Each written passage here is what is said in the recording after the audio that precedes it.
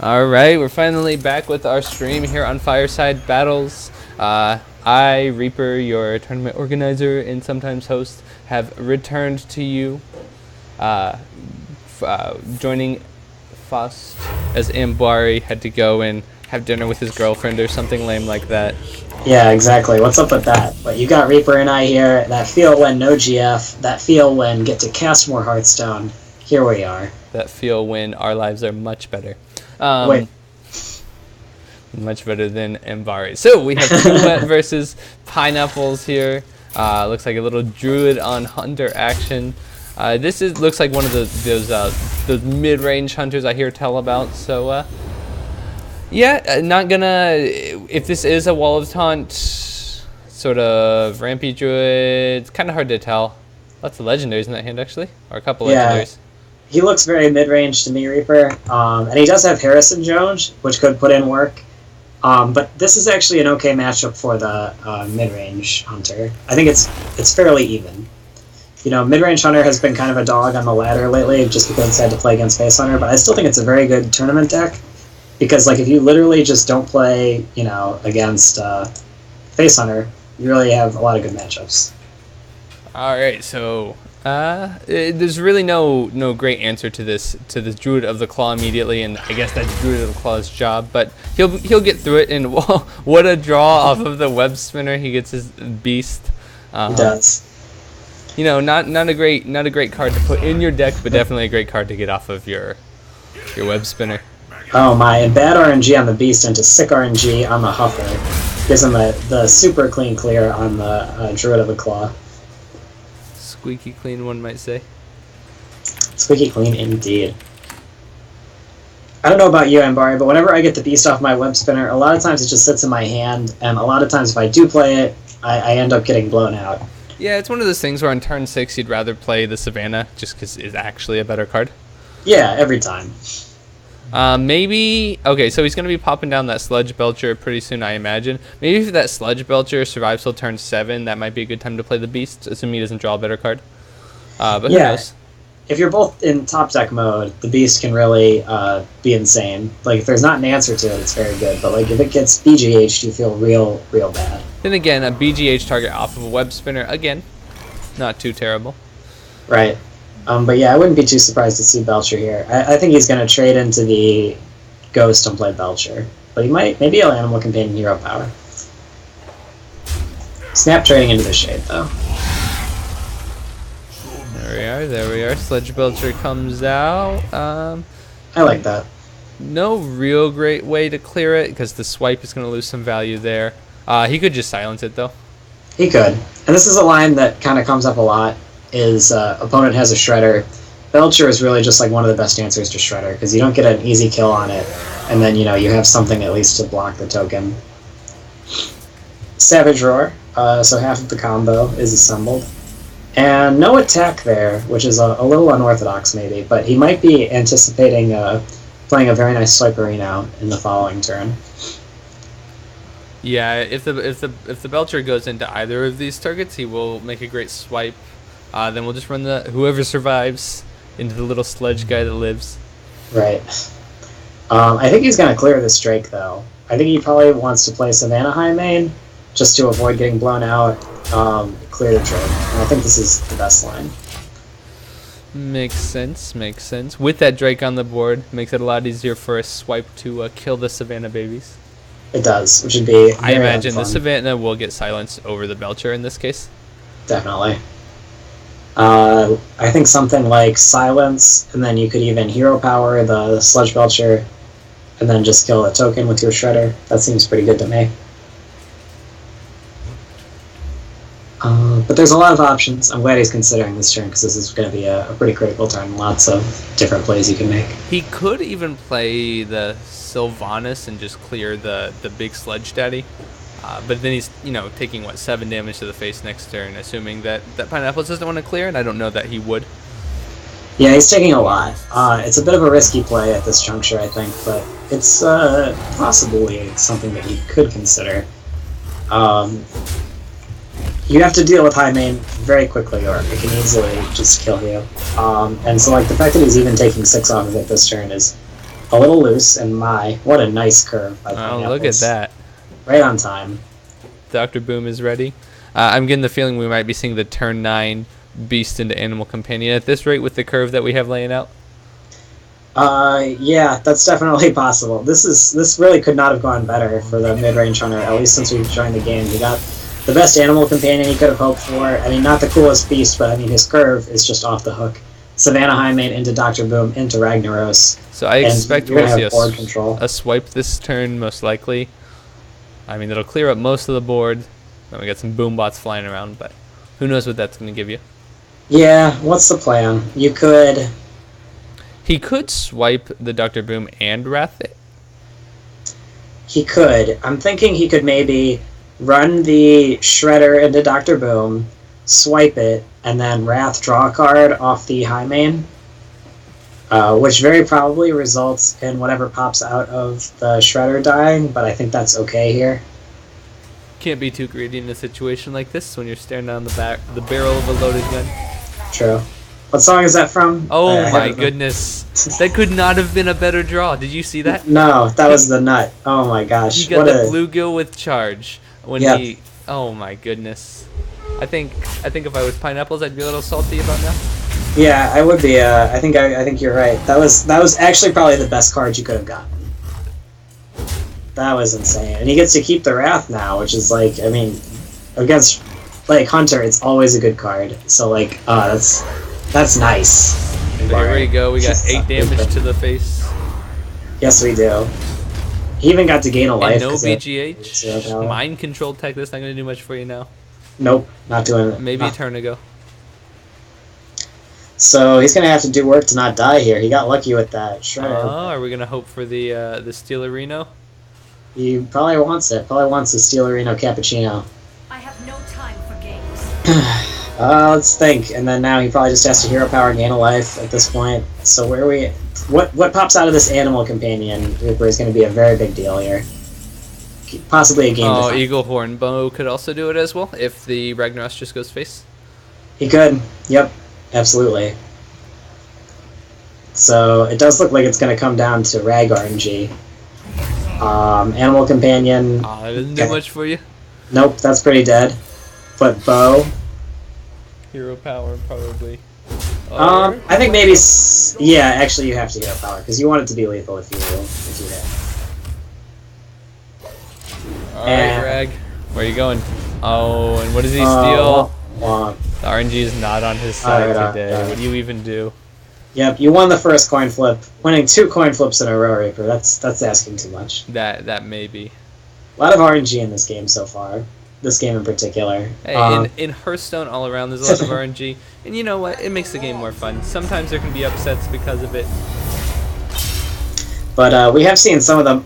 Kind of, I think, like if you're against RNG, I think you've seen some of the biggest perpetrators of RNG-centric games here. We've seen Ragnaros and Animal Companion, to a lesser extent Piloted Shredder.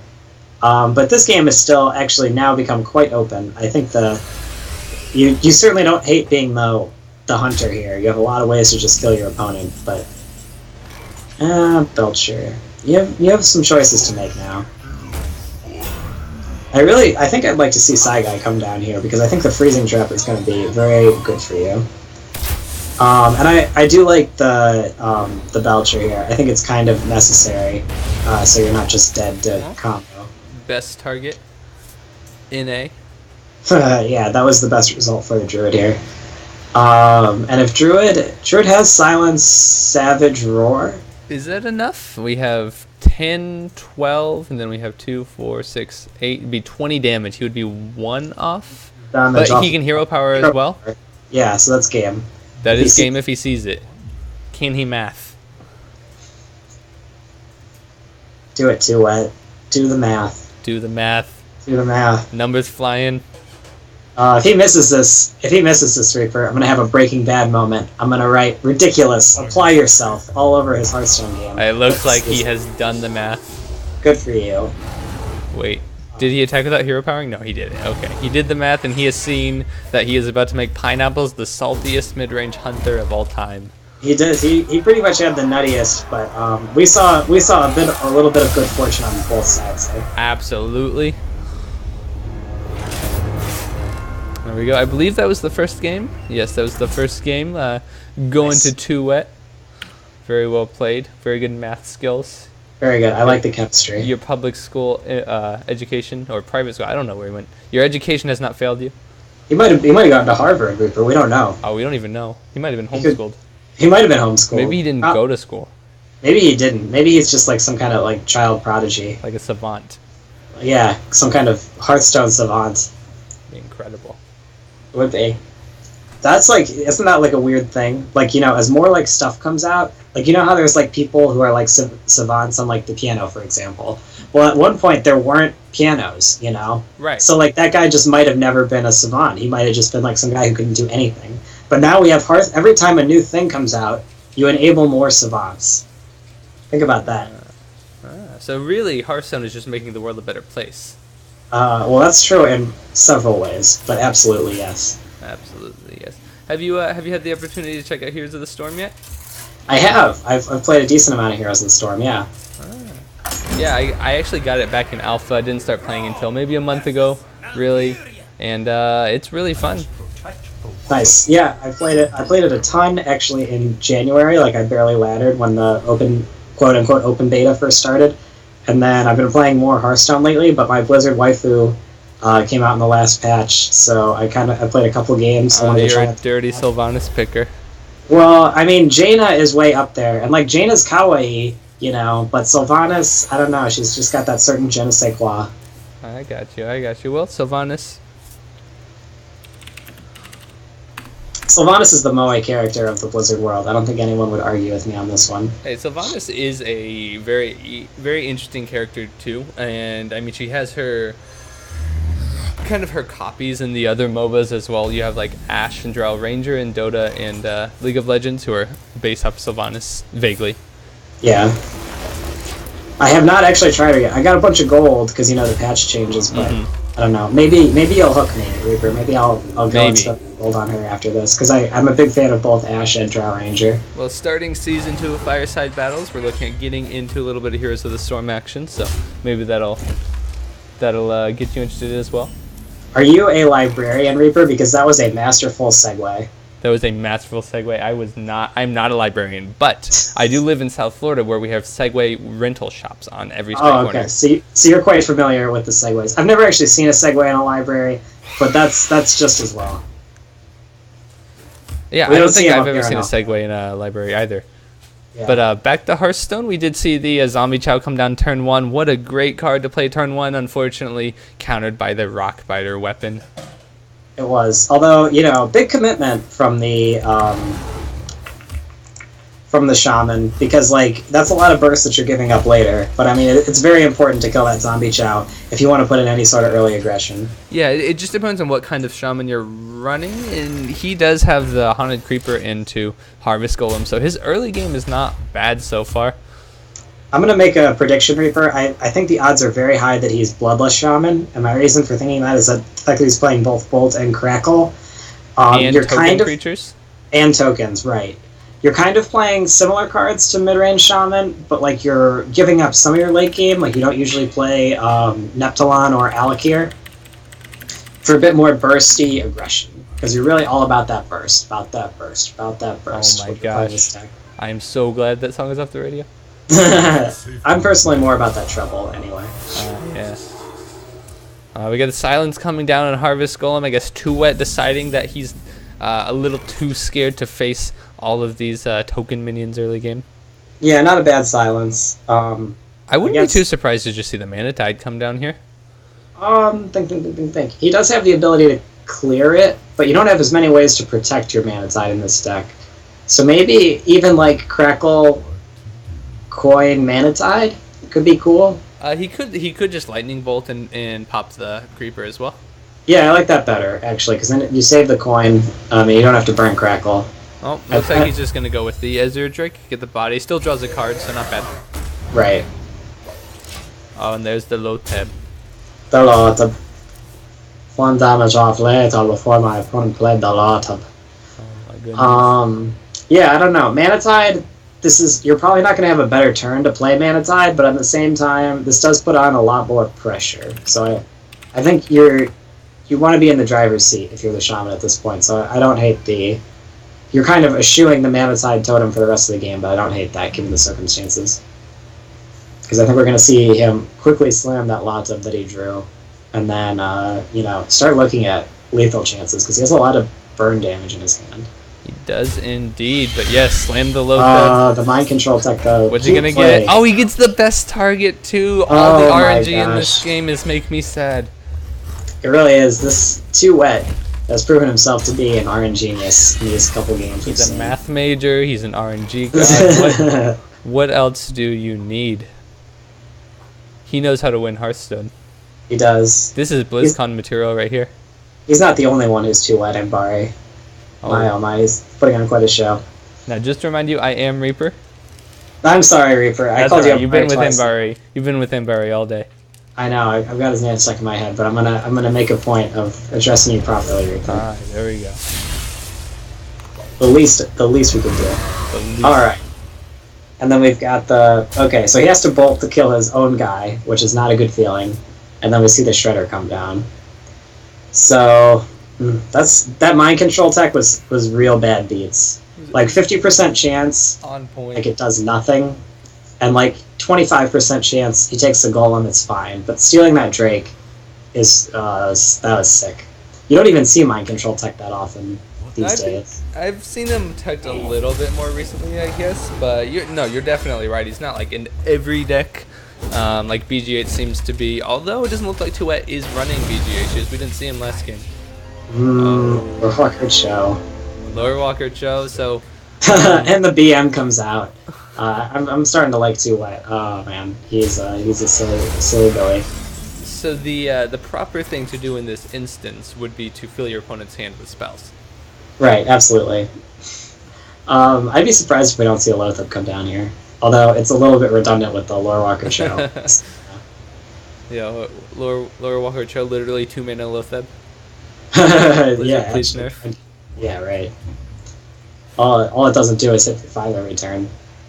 But he might just not want to make it too easy on his opponent. Although, so like you play Lotheb, right? He hits it with his guy. It's not like he can play a spell and finish off the Lotheb, you know? And this is just so passive. We're seeing the Too Wet got very lucky with his mind control tech, but now we're really just going to see him take control of this game. Because I mean, this Mammothide totem isn't going to become a big problem. He can easily just clean that up. I think I really would have liked Lotheb a lot better last turn. It's a hard call. He did hero power, probably looking for the taunt totem, and then he realized he had nothing else to do anyway, so he just went ahead and played the Mammothide, I guess. Yeah, taunt totem would have been a lot better. That's for sure. Keeper of the Grove silences the totem, which I expect means he's going to be leaving it on the field, which versus Bloodlust Shaman is not the best, but maybe he'll clean it up later. Yeah, I'm a little surprised by this line too, but he really wants to play some of those spells he's got in hand, which seems a little loose to me, honestly, Reaper, because like, you have double Innervate, double Savage Roar, so like, you're drawing into double combo, but like, you're not doing it anytime soon. You know, on the flip side, you could have just like killed the totem for free with your 3-1 and then maybe played Sylvanas. So, I don't know. It's a questionable choice, but I understand him wanting to free up his spells. Well, but now this Lotheb does. Yeah, this turn, still not bad. The spells are locked another turn, but just like you said, he doesn't have double combo yet anyway, so what does it matter? True. He doesn't have really very relevant spells. Like, he could have gone like double Innervate to play Sylvanas and Lotheb, which wouldn't be awful, but then you kind of don't have a chance to double combo, so you're probably not going to do that. I think he'll probably just play Hero Power, kill the totem, yeah, trade the Lotheb, and then play your own. Seems nice. And we see both players kind of just have like these sort of reactive cards in their hand. Like Pineapples can play like a Golem. He could maybe Lightning Storm, which might actually be strong here. But I think I'd rather be the Druid in this situation for sure. It just seems like the Druid is his reactions are doing a bit more, whereas Pineapples is just kind of barely holding it together. Yeah, Pineapples came out of the gate strong, but like once he sort of lost steam, we saw that turn where, you know, Too Wet really kind of just took control of the game, and I don't know if Pineapples is going to be able to come back from this. He's going to need a big turn, that's for sure. And he's in danger of dying pretty much at any moment because of the strength of the 2 Savage Roars that we see in Too Wet's hand. Alright, so we saw the Doomhammer clean up the board a little bit, so now 2-Wet just has a Loatheb. He drew a Druid of the Claw, which isn't the most exciting card here. He could play it with Sylvanas if he wants to spend one of those Innervates, because he does kind of have one to blow. That might be the best thing to do this turn. You could maybe charge the Druid even to kill the Loatheb. And then you have Sylvanas out. Sylvanas is like basically guaranteed to get you something because like you have a you came down after the Harvest Golem. This would really surprise me. I don't know what he wants to do with that Sarah drawer. What are you thinking there, buddy? Show how golden it is. Yeah. I mean, if he did play the Saboteur, I imagine he would just go ahead and charge his Druid of the Claw first. Right, why not? Actually, does the order matter on that? Could he play the Druid afterwards and would still get the +2? It would not get the +2 in that case. Alright. This is surprising. I don't know what your intentions are here, 2-Wet. That was, yes, certainly an interesting line of thought. He is getting some good damage in. He is. He's actually threatening... Okay, alright. So kill the Loatheb with your face, your opponent takes 7. I don't hate this, actually, because you do get to clean up the Loatheb. You played a taunt, so you're not in serious danger of dying. And, like, you put your opponent to a point where you can realistically look at killing them now. Unfortunately, that may have been a bit of a mistake. Oh, actually, he doesn't have enough mana to heal bot and to hex. So... Yeah, he is overloaded because he played that Doomhammer. He still might want to hex, but this is a tough turn.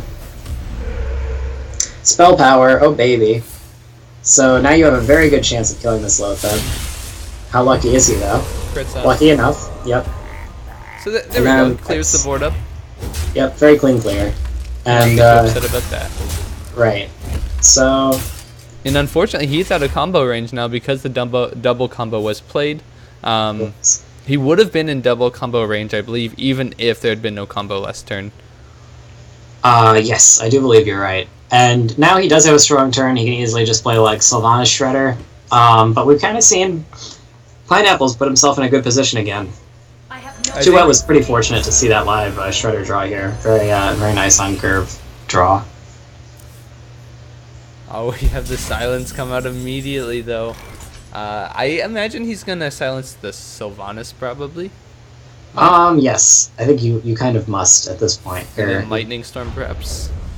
It would make sense. Yeah, it seems good. The board.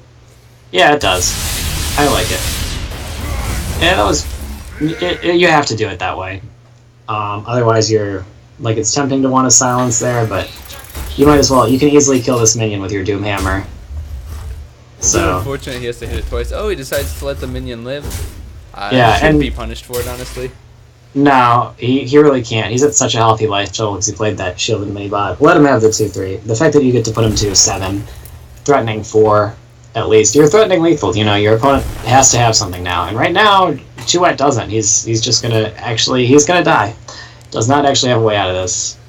So in the end, I don't think that the turn in which the pieces of combo, the Saboteur and the Innervate were played, I don't think that really necessarily set him too bad because he never drew Force of Nature anyway.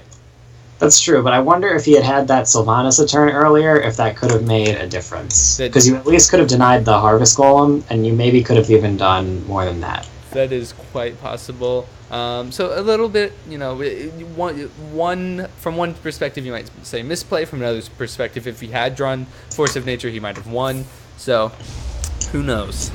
Yeah, it's a difficult turn to be sure. And you know what, Reaper, we don't have a time machine, so we may the world may never know.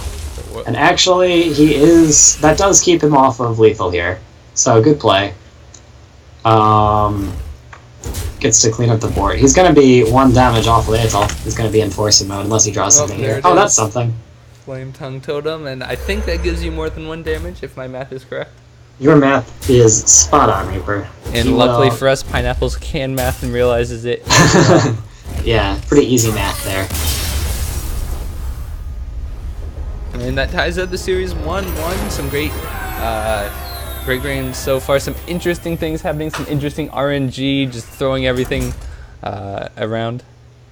Indeed. Yeah, some pretty good games so far. Going to a tight game 3. So we'll see. We'll see how this last one plays out.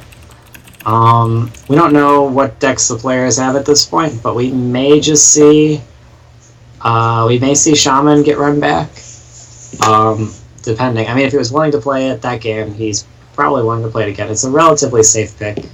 Not usually like the top of the ladder style deck. And it does have a couple of really bad matchups. You don't really want to play it against like Rogue, for example, or Hunter, really, depending on the build. But yeah, he might run it back. We will see. About to find out. Got an elbow to the crowd first. Right. Everybody's just wants to see this match. And Oh man. Ball versus Rogue. It's a bit interesting. He knows his opponent has the Rogue because of the way the decks are announced beforehand.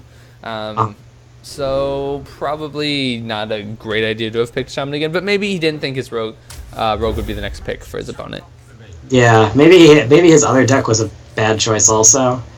But yeah, that's not really a matchup you want to be playing. And the hand is a little bit loose. A little surprised to see Power Mace in a Bloodlust deck. Yeah, it didn't look to really be a mech shaman, so I don't know. I mean, I think Power Mace is a great card when you're running like full-on mech shaman. Yeah. It can be very useful. Great early clear. Can buff one of your units. +2/+2. That's pretty strong. Mm-hmm. It's a good card in general, and he is playing at least a couple mechs. We certainly saw Healbot, we saw Harvest Golem, and it's like a 3/2 weapon for 3 that is sometimes insane, is certainly fine. It's actually going to be pretty good in this matchup because so many of the Rogue's minions are 3/3s. None of the ones that 2-Wet has at its disposal now, though. And really, neither of these players have exactly the most gaseous opening hands. And that doesn't help. Nope. In any case, chat has given me the idea. We must make a Magic Be Dashed deck with all of the anti-spell cards available, including Walker Cho, the little Trogdolite guys, whatever their names are. Yeah, that could be Thug. What class would fit that the best? Class would fit that the best. I'm not sure if there's any like class cards that really punish spells. Mage has Wii Spell Stopper, which makes your spells harder to cast. Yeah, and also a counter spell, so it'd probably be a mage deck. And counter spell, yeah, I like that. That's an idea. You're gonna be like anti-mage in Dota. Yeah, exactly. Magic Be Dashed. That's what I'm saying. Right. Oh, General Pants says that there might be a deck that already exists like this. Uh-oh. Why haven't we not seen it in the Fireside Open, then? That's what I want. I don't know. We've seen so many wonderful things. That deck would clearly be like tier 1. Well, Mana Tide Totem would have been a great play if your opponent hadn't just played Poison. True. I guess he's just going to go ahead and do it anyway, try to eat up one of those poison charges. Yeah, not a bad idea. You're basically gaining 3 life and drawing a card, which is better than your other cards do, and I would not be shocked if he just did not kill that, to be honest. I don't know, the card advantage can get pretty intense. It can, and he is going to clean that up. And this is a matchup where I guess card advantage can matter. There are sub-matchups, like where if you're like, depending on like certain kinds of like Hunter builds and stuff like that, where you really just don't care how many cards your opponent has. Like in Hunter versus Warrior, you usually let him just do whatever with Acolyte of Pain. But it's probably right for the Rogue to just want to clean this up. So General Pants has found this deck. It's called Archmage of the Entire Frickin' Universe by Cynical Brit. And yeah, it's got Wii Spell Stopper in there, counter spells, Stun Splinter Trog. So check it out. I gotta try this one now. Is that Total Biscuit? Is that Cynical Brit? Yeah, Total Biscuit. Is that your boy? Are you a Total Biscuit fan? He's okay. I don't really watch him that often, but I think he's funny. Gotcha. Alright, so what's going on down on the battlefield? We do have the Power Mace come out. Gonna smack his face into that piloted shredder. We roll him. Armor Smith. Oh, what a great draw against the Haunted Creeper on the board. Yeah, that's awkward. A little awkward. And 2-Wet does have Prep Sprint in hand, so that's going to be pretty good for him. A little bit late, but, better late than never. True. Does he Windmill Slam that, though? He's got to be thinking about this Sludge Belcher, which is, like, an attractive option. But Prep Sprint seems quite good also. And actually, he looks like he wants to clean up this Creeper. He's playing a little bit defensively, but he has the tools now to actually really just be so safe. Like, he has his Armor Smith behind his Sludge Belcher. That's a lot of life. For free. We could see the coined Fire Elemental just take care of the Armor Smith, but that's not necessarily what you want to be doing with your Fire Elemental. Very true. And I saw a play of, like, you know, perhaps Harvest Golem, Coin, Lightning Storm, and then, like, pop your Power Mace. But this Loatheb here is probably just better because you stop your opponent from prep sprinting, which now he really would have liked to have done this turn. He's just going to have to Violet Teacher make a dagger, which is fine, but he really would have liked to have gotten that prep turn out of the way.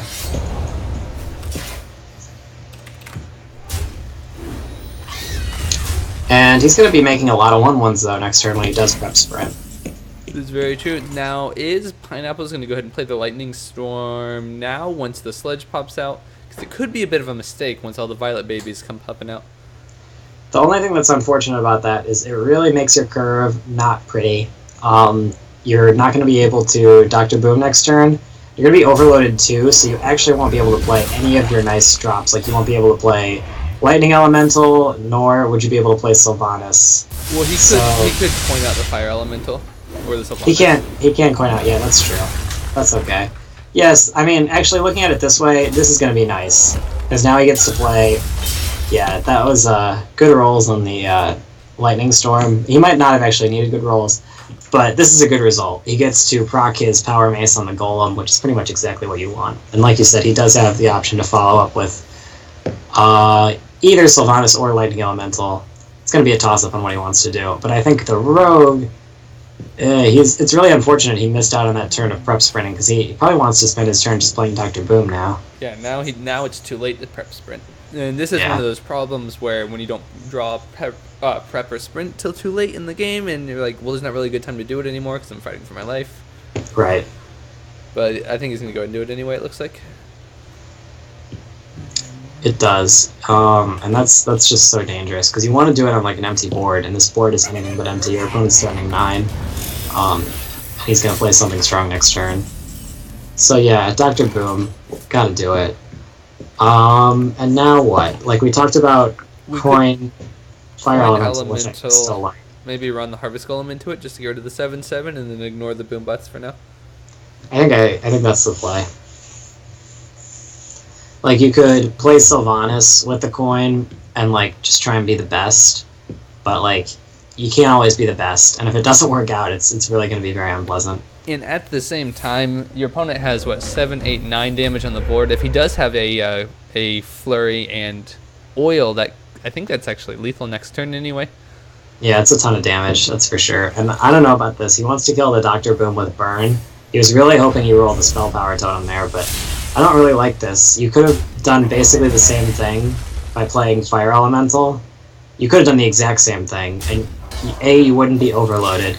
B, you would have a Fire Elemental on the board instead of a 1/1, so I really don't like that play very much. He went with the RNG.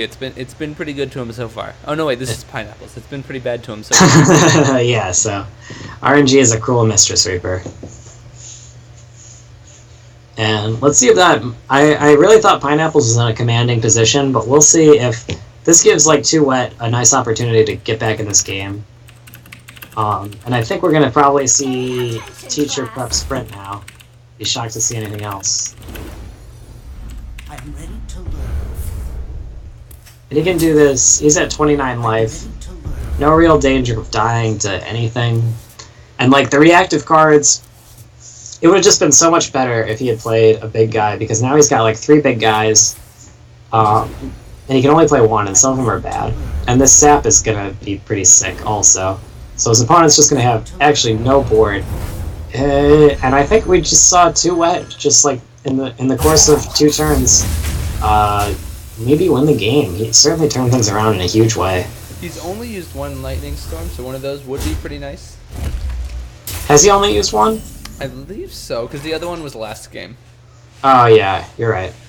So yeah, you can Dr. Boom this turn, but you got to be pretty concerned that you might just be dead. So how much damage is on the board? 3, 4, 5, 6, 7, 8. And then we do have the Eviscerate in hand. That's another 4. That's 12. With the Blood Mage, that's 13 and 14 with the Wicked Knight. Yep. Exact. Oh, they told. And that Crackle did nothing except, well, you are going to be able to kill it with the Fire Elemental now. So your opponent has to draw something nice to kill you now. Drake is nice, but not like kill you nice, but nice. Well, if he gets the other Eviscerate. He does, yeah, he would get to draw a card.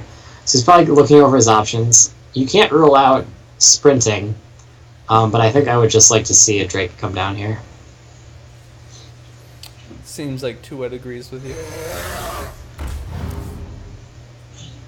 Backstab, not going to really do it for you. He might just go, you'll probably just go ahead and clear up the Fire Elemental with the backstab, though. Yeah, I think that's a very nice draw. I think you might, well, actually, you're going to do a considerable amount of damage with that backstab, because if you backstab, sack a token, you get to Boombot his face, which can deal as much as an Eviscerate. Like, you're not going to have lethal anymore, but I think that deals the most damage, and in this exact situation is the best play.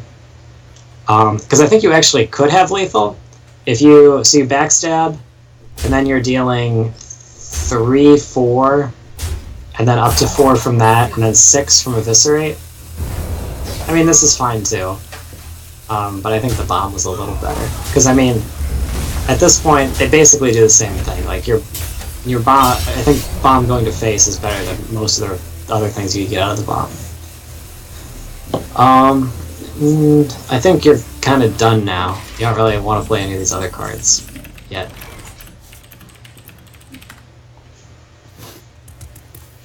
Just being patient, playing for the long game, not trying to get too greedy in any fancy Boombot plays.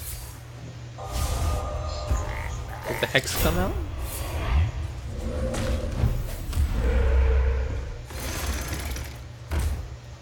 Oh, so nothing too interesting from Pineapples there. Hex, little Yeah, Smoke struggling Totem. to stay alive, but he is dead now. He can go Deadly Poison and then Eviscerate, and that's... That yeah. is the game. So Tuet does end up taking this 2-1. We saw some amazing, both RNG, some interesting plays, and now we have exact lethal. We do. Oh, he could have gone 1 over actually with the spell damage, but Yeah. But plenty of damage. So well played by Tuet. He did. I think he played himself into the wins there. He played a little bit tighter than Pineapples there and got rewarded for it. so let's go take a look. Go ahead and take a look over at our brackets now. Pineapples moving on ahead, and who is his next? Hold on, let me refresh the bracket for the stream here.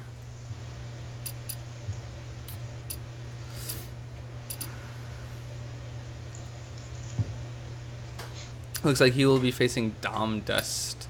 So some new names coming in to join us in Fireside Battles this week. I don't think I've seen Dom Dust before, and I usually remember most of the people. So let me go ahead and get him added as a friend, and we can get into that game, which is our semifinals, I believe. It does sound right. Yeah. Exciting times for exciting boys. Exciting times for exciting boys. Yes, yes. I'm reading the chat a little bit here. I giggled at 2 Wet Boys. Space Cujo said you could use better commentary. TBH, Space Cujo, I will see you outside. I will. It's getting personal now. Oh, Hero did make it to the semifinals up in the other semifinal game. Hero versus Alpha. Hero has played with this I think the last 3 weeks. He's trying very hard to get into the Invitational and doing a great job of it. I think the points from today might just do it for him.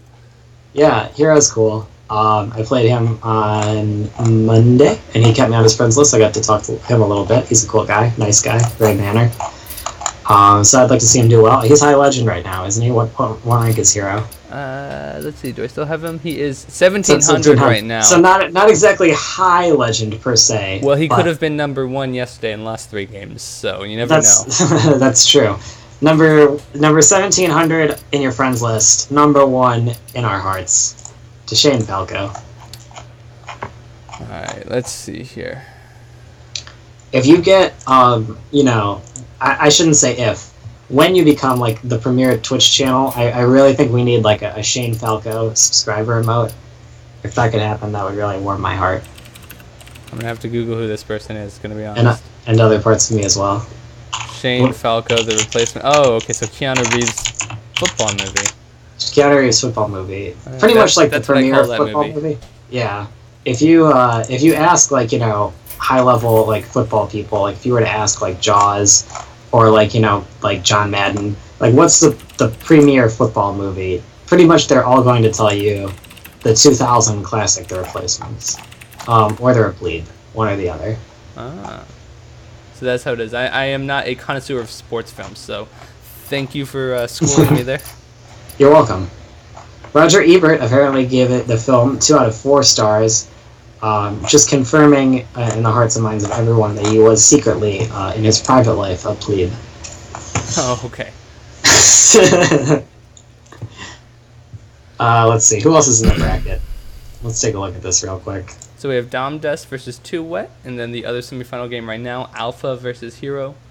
Some of our other Fireside regulars getting knocked out a little bit ago. Indeed. Let's see, who did we even have here today? We had one, of course. We saw... Who was I keeping my eye on early? Snaggle Floyd got knocked out a round ago.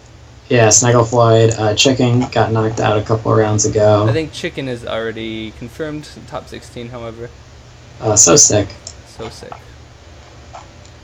Is this the last week for the Invitational?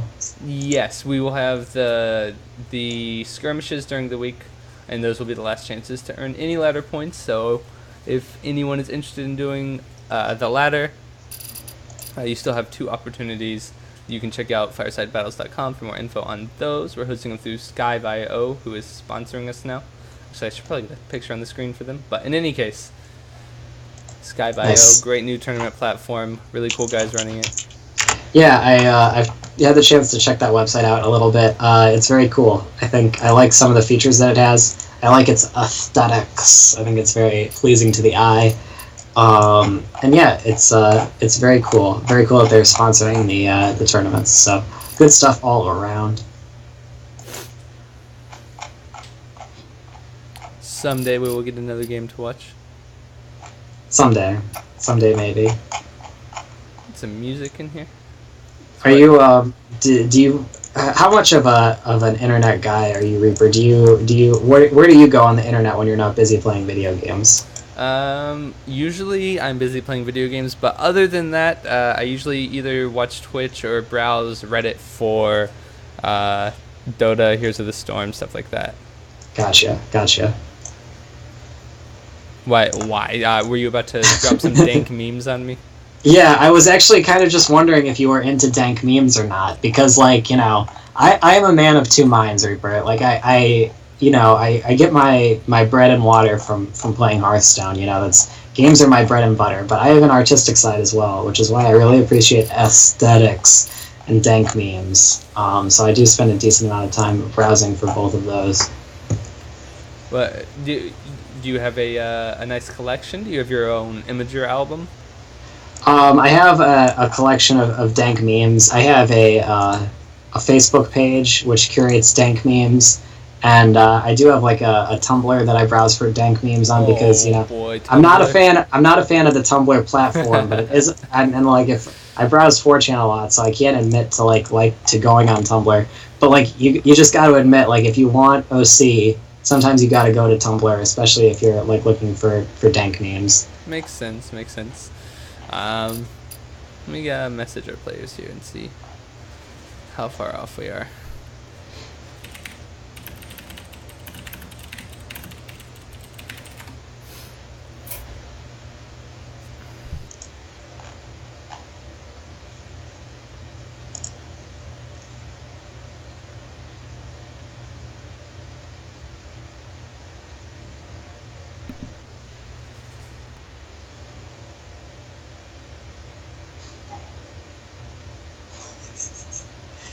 I saw behind the 7-Eleven Space Cujo. Oh, Space Cujo says he's going to give us some professional Magic the Gathering commentating tips. Yeah, that would be awesome. Despite the fact that I'm not really a commentator, And what Foss is amazing already, so I don't know what you could do for us, my friend. Space Cujo, I'm not a stranger to the Magic the Gathering scene. Who are you? I must know. Who are you? Yes. Are you? I think you might be trolling us, Kappa. But like, if you're famous, we want to meet you. If you're a scrub. Like if you're really like an actual like high level like I don't know, if this is like Cedric Phillips or something, I guess I take back everything I said, but I don't know if I believe that you're actually a professional Magic the Gathering commentator. Shout out to Cedric. All right, looks like Too Wet is they're picking their decks right now, getting all the bans out of the way, etc., etc. It's pretty soon here.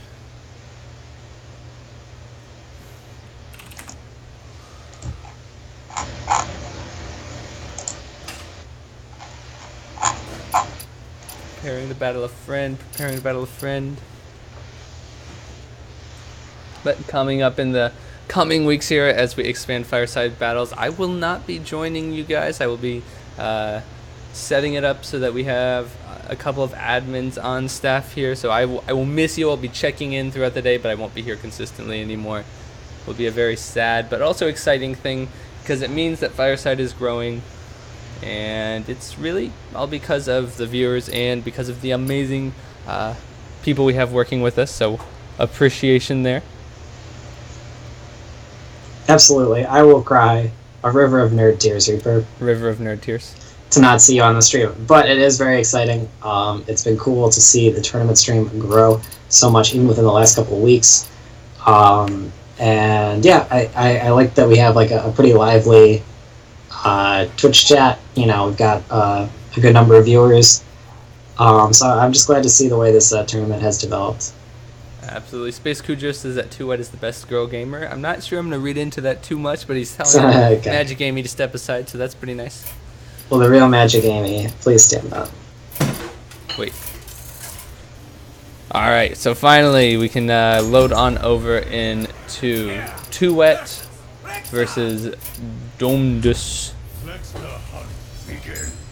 And I will switch my scene because I am good at remembering to do that. Shots fired. Shots fired. I'm the worst at remembering to switch my scene. But we queue into a Warrior versus Hunter matchup. I'm a bit confused as to how this happened because there is the whole banning section. So apparently Dumdus was scared of something more than the Warrior, even though he appears to be running. Well, I guess he's running face Hunter. It looks like so. Yeah, he's gotta be. It's a bit of a coin flip there. This is a bad matchup. I'm a little surprised, actually. Yeah, I'm curious as to what he could have banned, because this is one matchup that is, like, everybody knows this is not a good matchup for you. There's just so many ways to, like, have outs here. But yeah, I don't know. Maybe he did this to dodge, like, you know, an even more unpleasant matchup, but it's certainly not unwinnable. Too Wet's hand here isn't like the most incredible, but I don't know.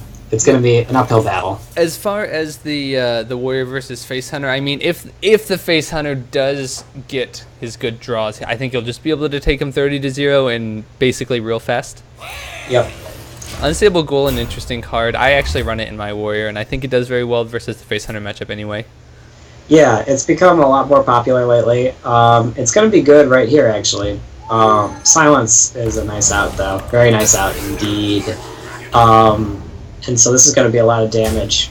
So yeah, I don't know. I personally lean more. I know that Unstable Ghoul is pretty much like the current standard, so I might be wrong and silly. He's actually running both Whirlwind and Ghoul, which is going to be pretty insane right about now. But I like the Whirlwind for the ability to clean up like tokens before they play like Quartermaster and Paladin. But in the Face Hunter matchup, I think it's quite a bit better. Unfortunately, Dumdus did play his Owl very early. He could have just killed the Ghoul. I think he was being a bit greedy, because once that Sludge Belcher comes down, he's not really going to have an answer to it. Yeah, that's true. The line I was thinking about was you could just kill it with the bow, and then you can kind of, play whatever from there. You only really lose like a charge of the bow and your Leopard Gnome, which still gets to deal 2 damage. And you might be right. I mean, this Sludge Belcher is going to be a pretty serious problem. As you said, Reaper, if Domdus doesn't get an early win here, he's just going to fall progressively more behind because the Warrior can gain such large swaths of health with, like, stuff like Shield Maiden and Shield Block and what have you. So we've reached the part of the game where Sledge Belcher is going to come down next turn, and if another owl does not show its face soon, we're going to have a lot of damage just soaked into that Belcher, giving the warrior time to armor up. And he's going to Windmill Slam. Taking to it a little longer than I expected to Windmill Slam that Belcher, but he's going to slam it down all the same. And now what? Ah, your hand is just so dead. You're doomed us right now. Yeah, he's got what? He's got Kill Command, Explosive Trap, and 2 Glaive Zukas. Oh, wow. That is actually the worst things he could have right now. I think they are. I think those are actually the worst cards. So he might just have to, like, Kill Command. Nah, I mean, that's just so bad. But now that... Oh my gosh, and Shield Block. Like, if he didn't have the Shield Maiden to follow up, he could maybe just, like, burst him down with, like, some nice top decks and hero power, but... Now he's actually got Shield Maiden and Shield Block. I would rather see Shield Maiden here. I don't see why you would block first. I guess he just wants the card draw. Maybe he can... Well, he doesn't need the card draw. I mean, look at his hand. Right, you've already got... You know what would be a cool card to draw? Like a 5/5, like you get for free on the Shield Maiden. So I think I would just pop and then play the Shield Maiden, but what else? You're an autonomous adult. It's all a adult, measure of semantics. In a sense. Let's see. Explosive Trap. Pops the trap, and does decide to Shield Block. Well, no, well, okay. Yep. He's toying with our hearts. He is, and our minds. Okay, Tuat. You made the right decision in the end.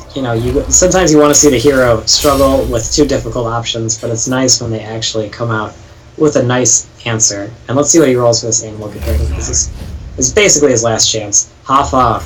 Always Hafa. And then face, so now what? Now your opponent's at 10. You can play Trap. I'm going to play to see him play the other Glaive Zuka, just to get Hopper up to 5 damage. Yeah, that's a good option here. Although, you have to assume your opponent has removal in their hand, and you really kind of want every drop of damage. Like, it's a nice idea, but you also really open yourself to being blown out a bit, as he would have been. But it's an idea.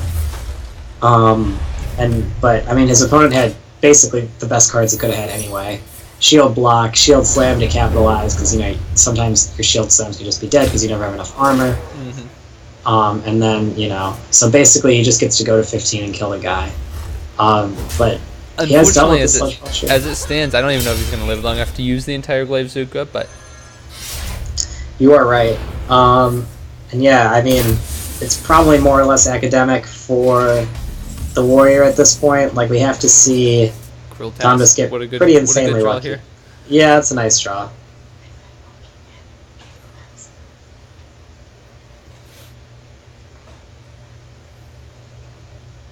What are his plays? I guess he's probably going to Death Spite, Cruel Task, and Armor Up. Yes, that seems good. Like a logical line of thinking.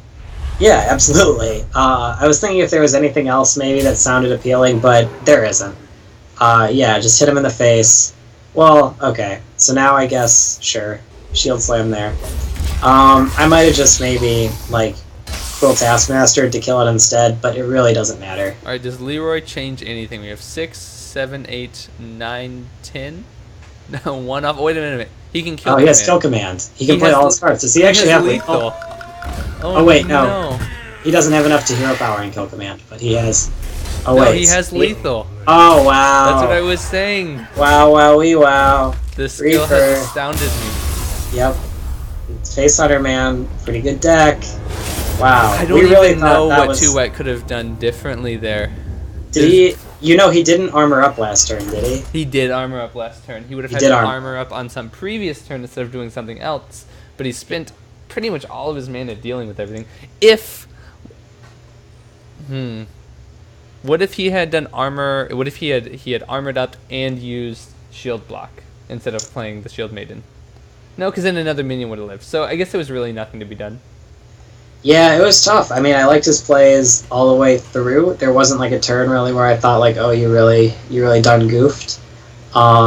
He had, he had Shield Maiden, 1 Shield Block, 2 Shield Blocks, and a Sludge Belcher. And, like, you know, the early game didn't get that out of hand. He kind of did everything right, but, you know, Face Hunter can be, you know, it can just win anyway. The Leroy was a very fortuitous top deck, that's for sure. Absolutely, and I'm kind of sad to see the meta shift back to where it was when I began, and that is Leroy Face Hunter decks every other game. Right. At For least a you while, got... nobody, like when Leroy got nerfed, cost 1 more mana, everyone's like, dust him, he's worthless now. And then a Right. year later, everyone realizes, hey, wait a minute, he's still not that bad. Yeah, still pretty good. So now we're going to see Face Hunter into Miracle Rogue, and actually, or rather Oil Rogue. And here we have a matchup that is quite good for the Face Hunter. Yeah, maybe Tuet just doesn't really have a good answer for this Face Hunter, other than the Warrior, which was supposed to win. Right. Ended up not being so good in the end. Right, and this actually might shed a little bit on what happened in the picks and bans phase. Is, you know, now if Tuet is picking Warrior or picking Rogue, his last remaining option can't be that appealing, because not a matchup you usually want to see. But let's look at their hands. I mean, Doomdis's hands, it's good. Like, he's got a good first 2 turns, which is important. He has a couple cards which aren't that good yet. On the flip side, Tuet, he has Fan. It's really the best he's going to get. He's still going to take 2 to the face.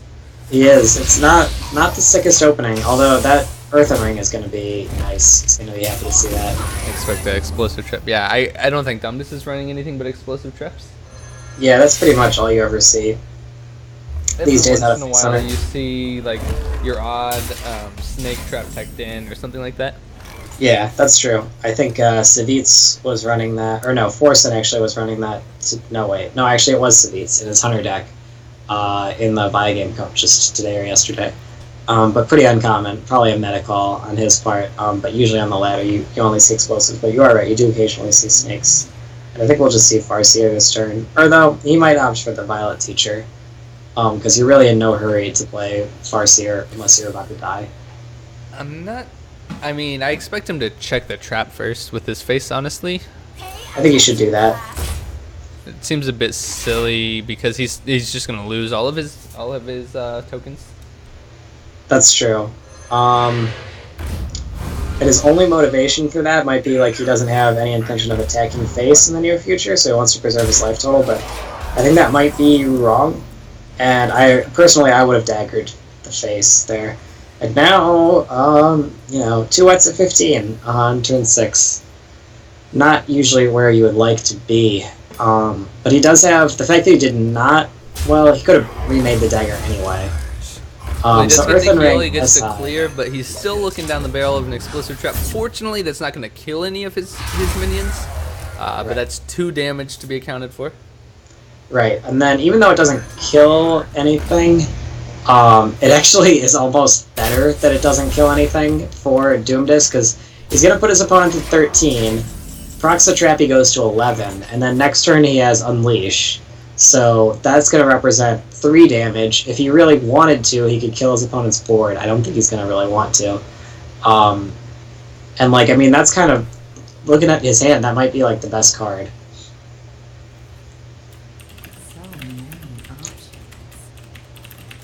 Vabel in the chat. Yeah, beat me to it. Asking, what is Face Hunter? Please explain the strategy. The strategy is to imagine it's just to cover your opponent's half of the screen with a piece of paper and just direct all your attention at their actual face. Some of you may be saying, explosive. Tuet deciding to go ahead and make his dagger real strong here, getting a lot of damage on the board, and in fact, pretty threatening to Domdis. He's gonna have to clear with Unleashed, I think. Yeah, I think he will. He's still in a pretty dominant position, though. He is, but I like that play out of Tuet. Like, you know, Go on the offensive a little bit. yeah, you just got to go ham, because like you're gonna die to Face Hunter eventually if you don't put on any aggression. Like the hero power provides so much inevitability, you have to do something. And I think we may actually see it clear. How much damage does he have? He has Hounds is 2 plus 5 from your hero power and your weapon, and then 2 from the other thingy. So you're looking at 9 total. Not quite lethal. not quite lethal, but this is good. Just develop your spider, and then, do all your stuff, hero power. You still got another charge in your bow, so your opponent is at 6. He's already used 1 earthen ring, so you're probably just winning. Yeah, all you can really do right now is Azure Drake, and does that even do it? 3, 4, 5, 6, 7, 8. And if he Azure Drakes into an earthen ring, he can survive another turn. As soon as you see the Azure Drake come down, you got to be happy if you're Doomdus, just because your opponent is digging for answers. He spent 5 mana cycling a card, basically, so you feel like you probably have him. And SIH does nothing. Not gonna do it. Not gonna do it. Killing the spiders actually makes you take more damage, but it doesn't matter.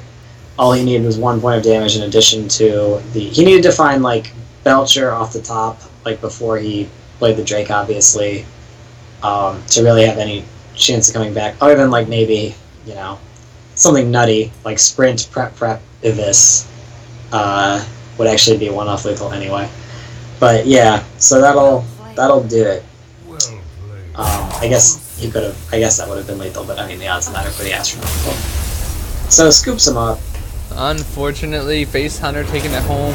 Gonna be honest, I kind of hate to see the Face Hunter winning. Not saying that Domdus, great for him that he's moving on, but it just makes you. Sometimes it makes you feel a little dirty inside watching those games. It does, but it was a favored matchup.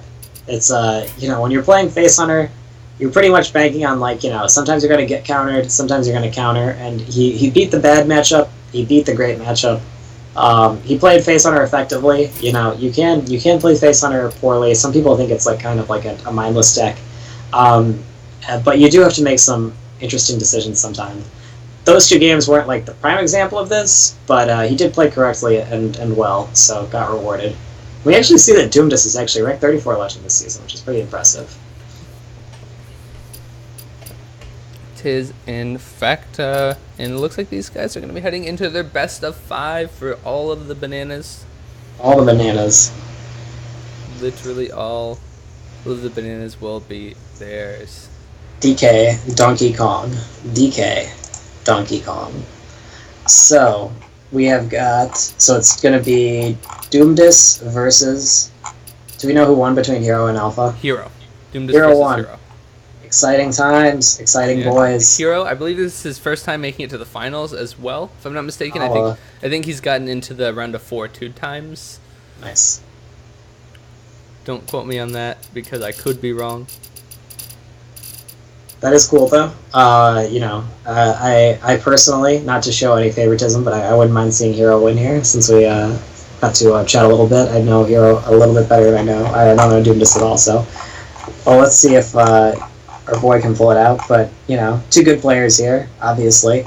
It's going to be an exciting finals, so we'll see. We'll see if our exciting finals will result in Face Hunter just killing him 3 times. Yeah, and you know what? It is interesting to see the Face Hunter. The Face Hunter show us just how unbalanced Hearthstone is. No, I'm joking. When I first started playing, my friends "Hey, you got to play this game Hearthstone." I'm like, what is it? And it's like, oh, sign up for the beta and see if you get it. So I got my key finally. I started playing it, and I'm like, oh, I'm terrible. And it's like, oh, just make this deck. And he shows me Face Hunter, and that was my beginning. I played 600 games of Face Hunter, and then I learned to play Hearthstone. But fell in love with the game after that, and it is a bit nostalgic to see the Face Hunter, which really hasn't changed all that much. Couple Nax cards, couple GVG cards making their way into it, but. Yeah, personally, when I was getting into Hearthstone, I jammed Zoo every game instead of jamming Face Hunter. So that was my introduction into Hearthstone more so. Before I had any of the quote unquote real decks, which are almost now irrelevant, old school Handlock and Miracle Rogue were some of the first decks that I built. Now those are no one. Actually, really none of them. I mean, you see Zoo a little bit more lately, but. Yeah, Zoo did Handlock has kind of evolved. Disappear a bit. You had the whole time when Shaman bots were running rampant and everyone was pissed off at Shaman. I don't know. It's fun. It's like watching your child grow up, right? You just watching right. The meta evolve, and then you remember the good old days back when Miracle Rogue was viable. Right. Freeze Mage making a comeback. I think that was my first deck after Hunter was Freeze Mage. quite an pick in the opposite direction there. I think it was just Mage was my only other deck that I had all the cards for. Okay. So I just went in and decided to do that, and I'm like, oh wow, I can kill them in one turn? That's amazing. You know, I didn't really play Face Hunter at all until like last month, pretty much. I played Mid-Range Hunter way more than I've played Face Hunter, and Mid-Range Hunter is actually a deck that I like a lot, so that's kind of one reason that Face Hunter sometimes is a little upsetting. But I've been trying to get better. I've actually struggled with playing Face Hunter. I think I just don't go face enough sometimes. It feels counterintuitive, honestly. Yeah. When my friend was showing me how to play the game, I'd be like, all right, so I want to kill this minion, right? So he can't hurt me. And he's like, nope, just go face. I'm like, what? He's like, just go face. You always go face. You're playing Face Hunter. And that's pretty much how you win. Yeah, pretty much. I feel like I was playing it today, like with better results than I usually get. I really feel like I'm just sort of finally getting the hang of it, I guess. Like, literally, just by almost never, just playing around nothing, go face all the time, pretty much. I mean, not literally, but I mean, I've had to make like a couple interesting decisions today, like playing against like Mech Mage, for example. Like, when do you play around burn? Like, you know, when you guys are both really low. So I don't know. It's stuff like that. When do you trade into the Mech Warper just to deny that value? Right. So there are some decisions to be made for sure.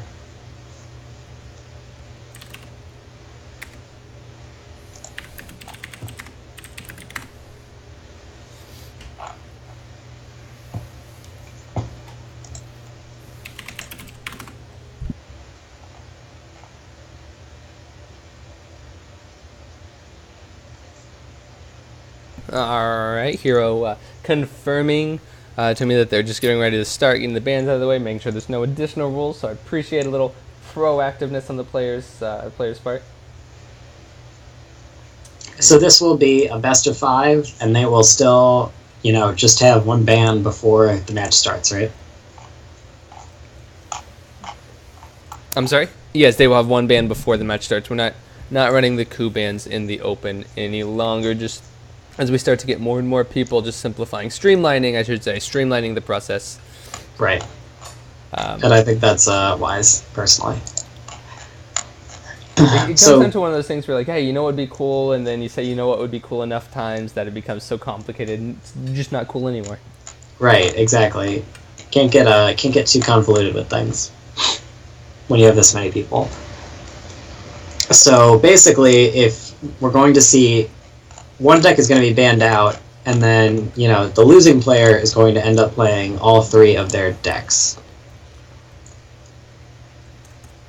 Yes, the losing player will play all 3 decks. The winning player can play all 3 decks, could just play one. We're not doing the Conquest format just yet. Right. We're really just trying out different things every week during this Season 1 to see what we like the best, and then solidifying everything for Season 2.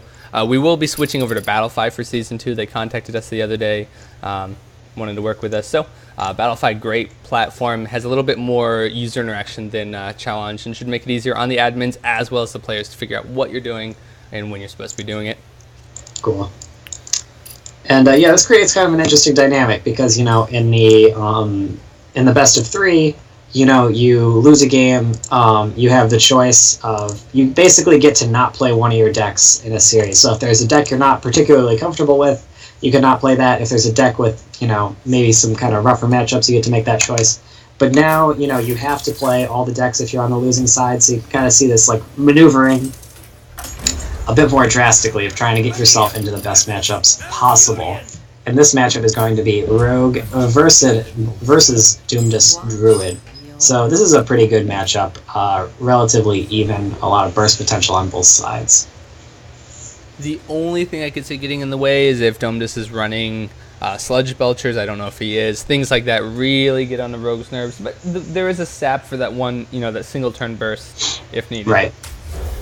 And I would be pretty surprised to not see Belcher, honestly. I think a lot of Rogues are starting to run that. And Druid does have a lot of survivability, as Druid of the Claw, of course, probably Belcher. There's the Sludge Belcher. There's the Belcher, right on time. Turn 1, we have been confirmed Sludge Belcher.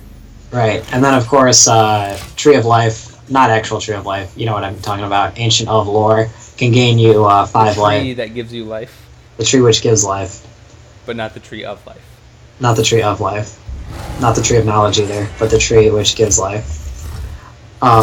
So, hero power, pass. Rogue, I have a feeling, may do something similar on his turn, except minus the attacking part. Alright, it looks like your feeling was rewarded. In a void, I guess you could say that the druid hero power is probably a little bit better since he will never take damage from the rogue. That's true. There's what I think is most interesting about the rogue's hero power is that it's almost like, in a way, it looks worse, but what the rogue's hero power actually does is that a lot of hero powers deal 1 damage, but the rogue's does it with tempo. Because you can deal 1 damage, but you have to pay for it half as often as you do every other hero powers, which really just kind of cements the rogue as like the tempo-oriented class, which I think is kind of cool. Makes sense. But speaking of tempo, we do have the Innervate out on the Sludge Belcher, and Hero says, I don't know what to do. Yes, understandably so. Innervate is a great card, and Sludge Belcher is going to be real strong here. So you might just have to play the 3-drop. This is rough.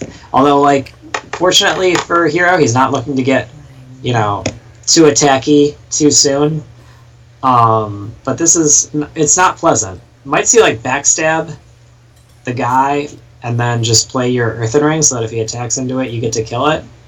And then you kind of like force a response All right, out of Dominus. He could prep, eviscerate, smack it with his face, and then backstab the little guy. That's just such a commitment. I don't know if I'd be willing to put down. Oh, he's gonna do it. Is he gonna do it? Yeah. Look at that. Look at you. Literally 12 cards to take care of 1 Sludge Belcher. Yes, it is a big commitment. But it does get him out of the... Oh, he does not backstab, so I wasn't completely right. We'll call that 75%. I get a C there. You were pretty right. But yeah, I'm not too surprised we didn't see the backstab there, because it's just... You can kill that so easily with your 1-2. Although he might backstab now. Let's see what he does. Oh no, he's going to get rewarded actually, because he could go coin Drake and then backstab the Shredder, which seems nice. Golden Coin. Isn't Hero a spiffy fellow? I don't know, look at all them gold cards. He is the patrician in this matchup versus Really? the plebe on the other side, Domdus. No gold cards. If there's one thing that, I have to root for Reaper, it's the patricians over the plebes, It's kind of the last, frontier. He's fighting a good fight. Swiperino, though, is going to be a nice way to shut down that Drake and then clean up his board. It is interesting to see Domdus, though, who did innervate out a Sludge Belcher playing on the defensive at this point, reacting to his opponent. So definitely putting Hero in a much better position than he would have been. That's true. And of all the cards to innervate out, Sludge Belcher, and innervate's like great, and Sludge Belcher is great, but you're really being very defensive actually by innervating that out so early, because you really don't need Sludge Belcher yet so early in the game. It might have actually been maybe a mistake to innervate that out instead of maybe something like, a Shredder, where you can just be a little bit more proactive and wait until your opponent has used some of their removal before you slam it. But we do see him develop the Shredder and then a Lotheb off the top for Hero, so he's got some choices to make. Sharpshot Oil. It seems that he has made his choice, deciding not to prep it. Is he going to go ahead and Blade Flurry this turn? I think he might. Wow, look at that. Wow, that's interesting. I'm pretty surprised by that play, Reaper. I don't know if you are, but I was thinking maybe just Lotheb or something. I'm a little surprised to see the oil so early. I'm surprised because later on when he really needs an oil, he's going to be kicking himself. Maybe. That's how I feel when I play Oil Rogue, and if you ever have to use it for anything other than your your finishing combo, it's a terrible feeling. Because you don't know if you're going to get it in time. He does have a sprint in hand, but he's already used one of his preps as well, so might be having to play that naked here. He might. And now this Weblord is just kind of a little bit awkward, honestly. Only hurting Hero, though. Right, that's true, which is important. Did we just confirm Weblord is a good card? I should put it in all of my decks? What's actually a bit funny is that Ancient of Lore's ability does not count as a battle cry. Because you have to choose? Yeah, because I'm pretty positive that it's the same for all the choose cards. So that's kind of an interesting interaction. That almost seems unintended. Because it is technically a battle cry. Well, yes and no, because it's not the only card like that, and I'm not sure if all the cards like that are Druid cards, but there are a couple cards that are similar. But I don't know. You can ask Ben Brood about that one. I'll ask him, and he'll just give us his nice hearty laugh. I'm ready to learn. And Fury here, and then SI Agent. That's going to be quite nice. So the prep does come out just a little bit late, but it doesn't matter because it allows the entire board clear and a great board development from Hero here, getting some babies, getting the SI Agent on deck, and there is a Wrath and a Swipe, so this can actually be cleaned up pretty easily, but it's going to take a lot of burn. It is. And that is going to be what he's going to choose to do, but can't blame him one bit for wanting to get that Violet Teacher out of the way. Well, he's thinking about it, actually. But it seems pretty good. It seems like not the best, though, if you don't want to kill the Violet Teacher. You either have to commit to killing it with the Swipe or save the Swipe, because he's going to make more tokens. But speaking of the Devil, the SI Agent is another example of a card that does something when it comes into play, but it does not a battle cry. And I think all the combo cards actually are like that, like Defiance Ringleader, etc. Alright. So maybe it's like anything that has like another like requirement or like doesn't count as battle cry. So Domdus already saw one oil, already saw one Blade Flurry. Not too terribly scared of Hero's Burst right now. He's not, so he's just going to kill it with his face, which I kind of like, because, again, there's so many 3 toughness creatures that Wrath is a pretty valuable resource. So he could have cycled it, but I think it's fine to just kill it with the hero power. And this Lothab is going to put in work, because there's, you know, maybe you wanted to play one of these spells this turn. I think you probably did, honestly. To be perfectly honest, he could probably play the Black Knight naked. I mean, how many taunts do you see in Rogue decks? You already, or well, they play sometimes one Belcher, but yeah, there's no harm in really playing that naked. But you have to be a little concerned about death at this point. He's going to choose to just burn the Savage Roar for a ton of mana and kill that Lothab. So really paying a lot of respect to the Rogue's Burst. And I mean, he has 2 weapon charges. Can't blame him for that. And actually, the fact that Hero has Healbot is indicative of him not having a Belcher. But yeah, long story short, a very conservative play by Doomdus.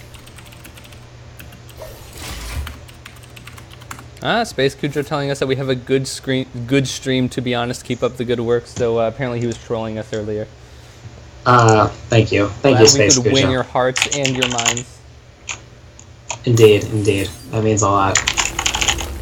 I can't think of a good Twitch emote to send to you, but I do appreciate that. So, like you said, Rogue does have quite a few 3 health minions, and Dom is able to use that Wrath to kill the Healbot after he comes down, but again, using a ton of mana to just clear the board, but does end up with the Druid of the Cloth, so.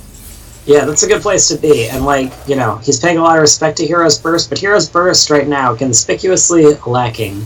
And he did get good value out of that oil. He got like a nice clear. But now he's kind of without anything to really do. He's going to be able to clean up this bear. He wanted to play the Phantom Knife, so that's really not a sacrifice. But the fact that he had to play Eviscerate is noteworthy. The second sprint is going to be the key to the game. He needs to get gas off this sprint. If he does, let's see, what? I don't think he could possibly get lethal next turn, especially now with. Okay, Dom just choosing to draw. Greedy. That is a Greedy big greedy. boy. Now, I don't know if I approve.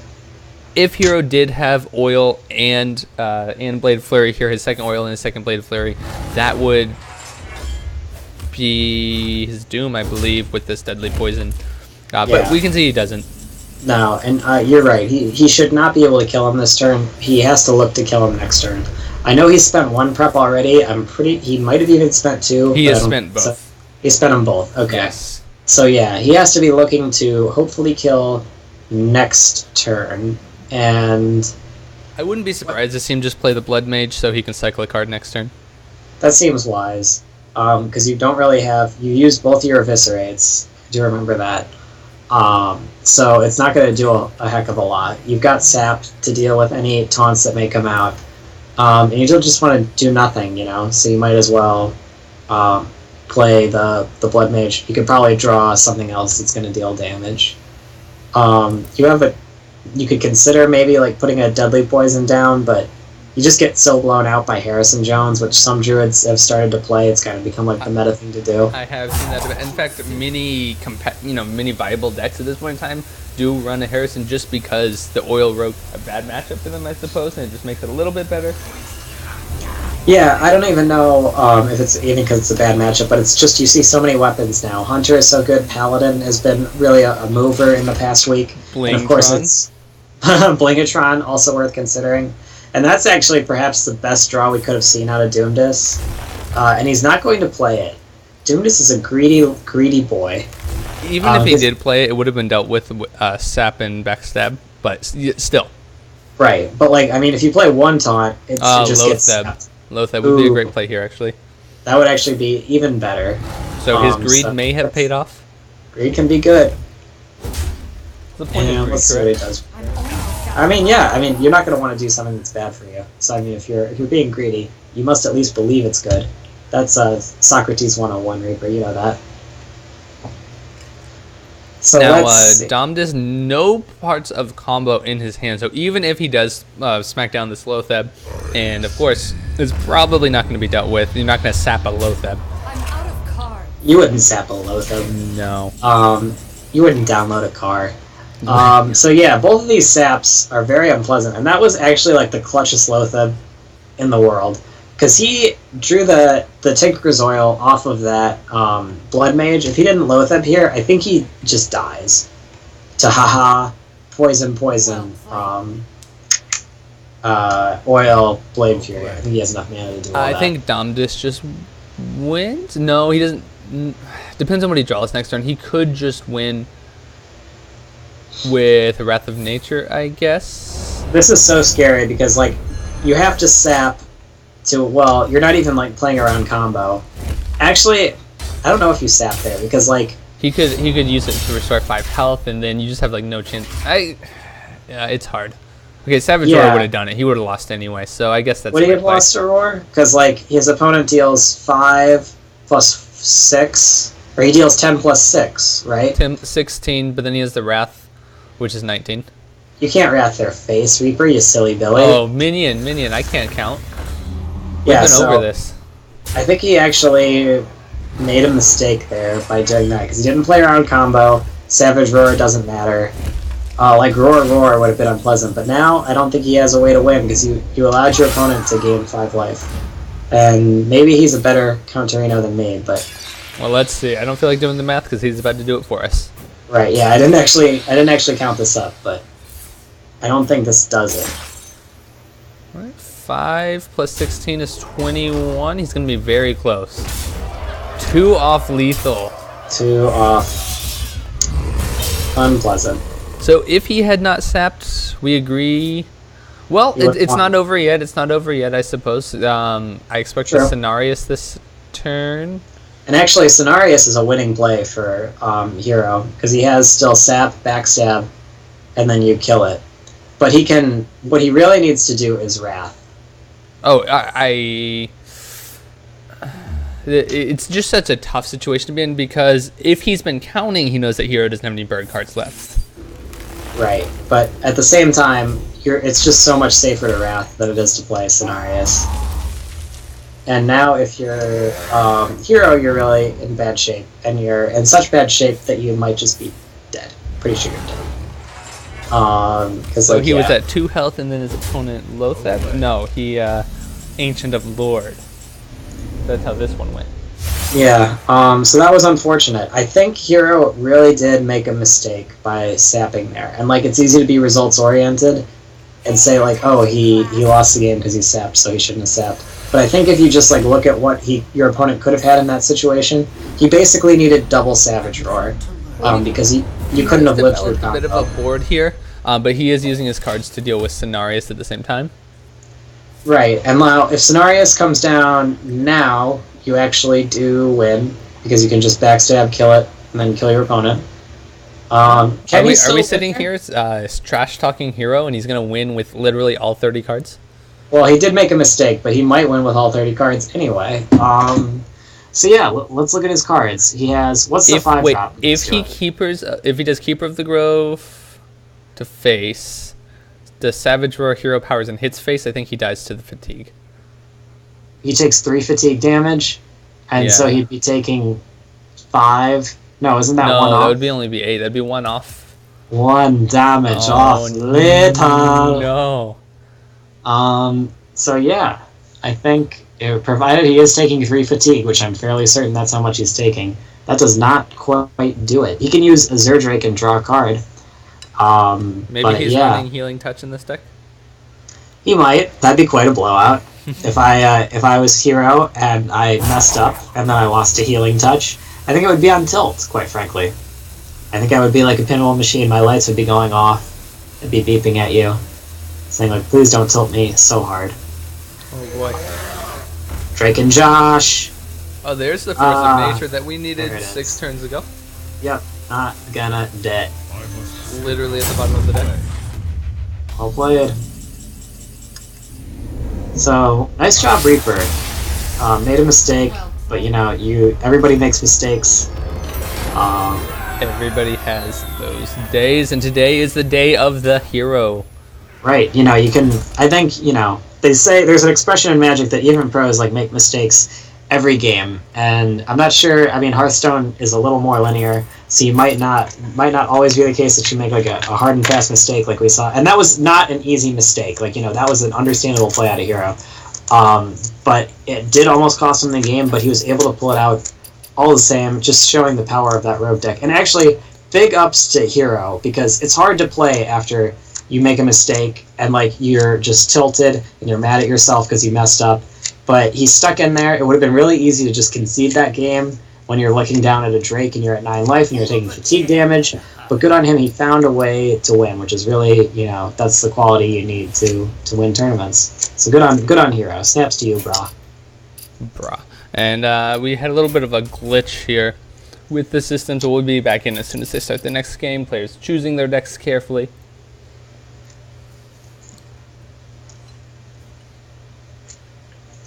Alessandro telling us that it's common to sap Lotheb. Maybe it is, maybe it's not. There was really no great sap target because at that point in time, like, most of Hero's hand was spells.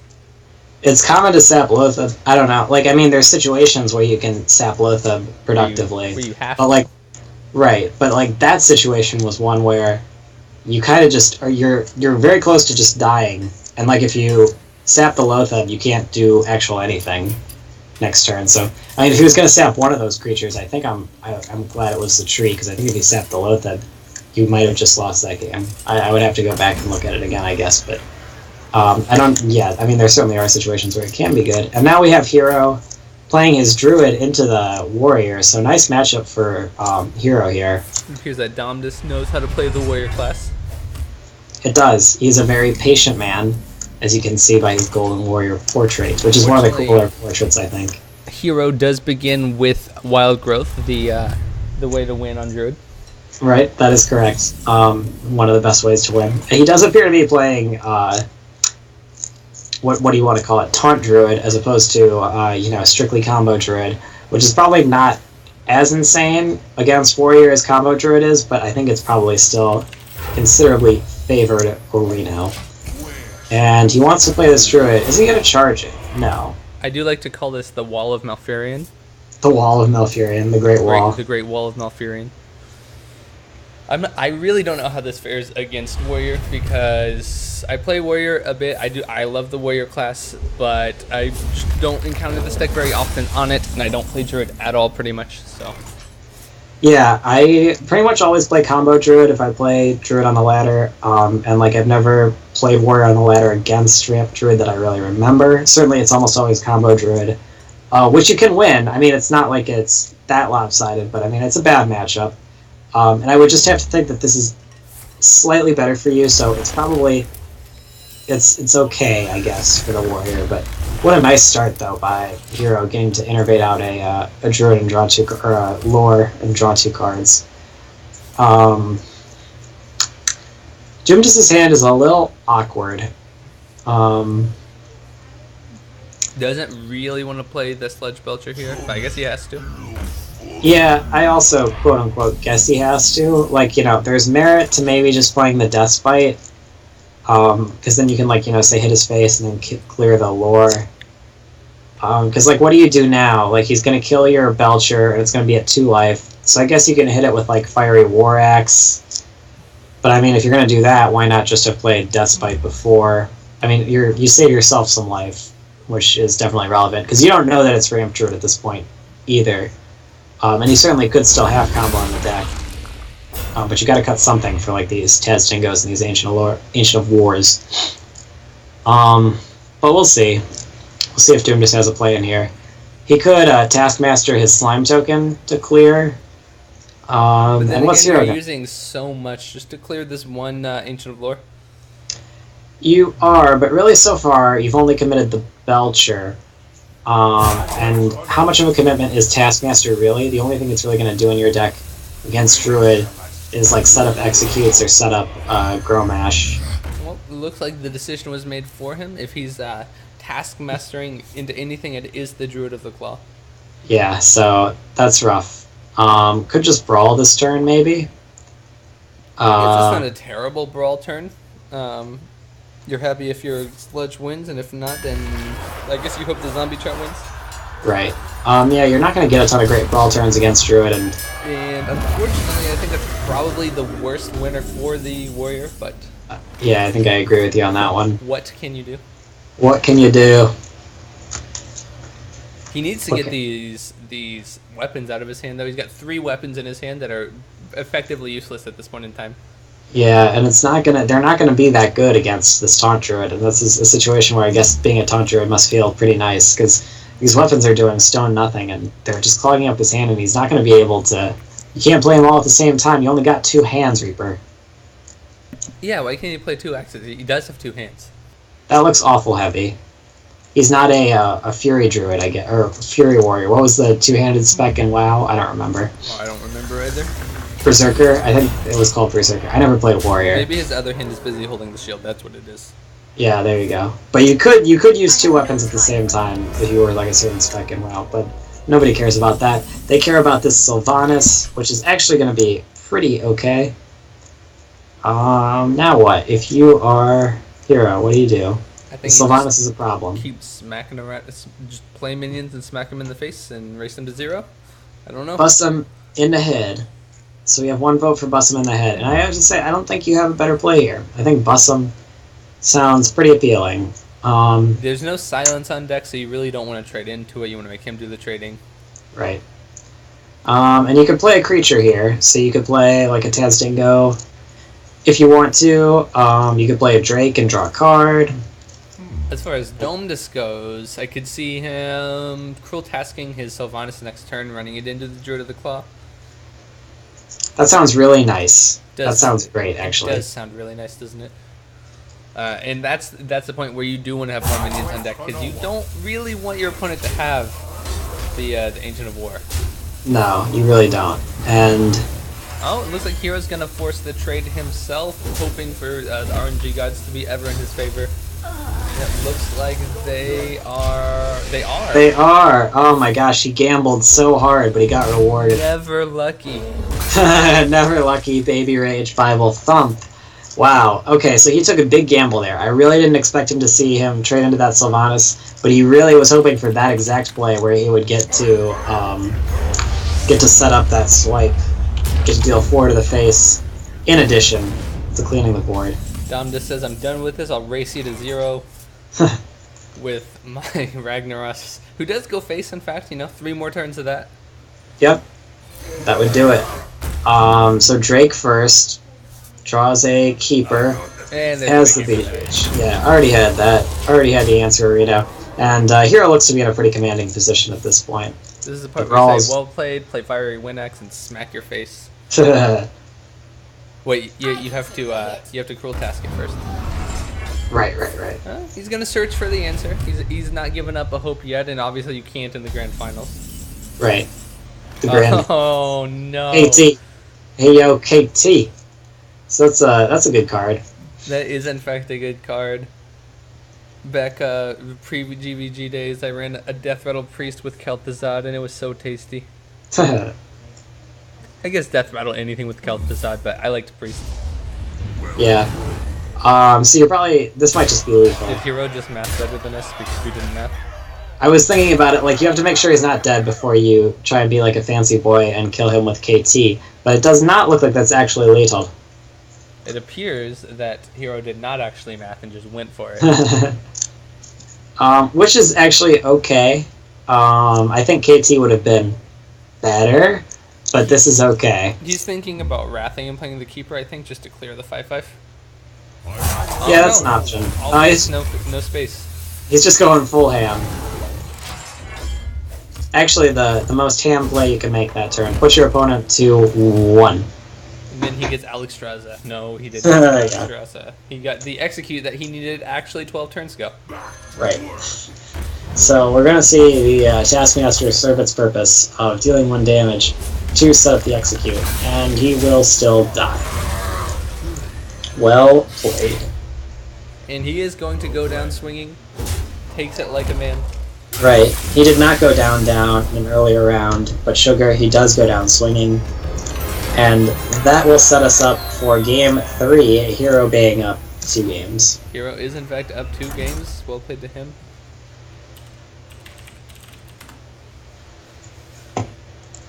And this could very well be the last game of the tournament. I think it went well today. No major issues at the very beginning. There were a couple of people submitting wins that they didn't quite earn, but we got things ironed out, and I'm glad that most of our community seems to be pretty well mannered. Yeah, good manner. Definitely very important. A lot of cool bros at this tournament. It's unfortunate when you have to deal with disputes and other such things. But, it was a very good tournament so far. Still a couple games of the finals ahead of us. A little bit of a rocky road to get here. We had a little bit of stream hiccups, but we got here in the end, Reaper, and that's what matters. We've had a nice little event here. Some good chat interaction. Hopefully those stream hiccups go away in the future. They come mainly because we are working on moving the primary streaming source to another computer. As I sort of step away from helping with the Open and running other events on Sundays. So, yeah, it's just bear with us, and everyone seems happy to do so. And here we go, game number 3 of Hero versus Domedus. And we have Domedus has the lock. And it looks like Demon Lock.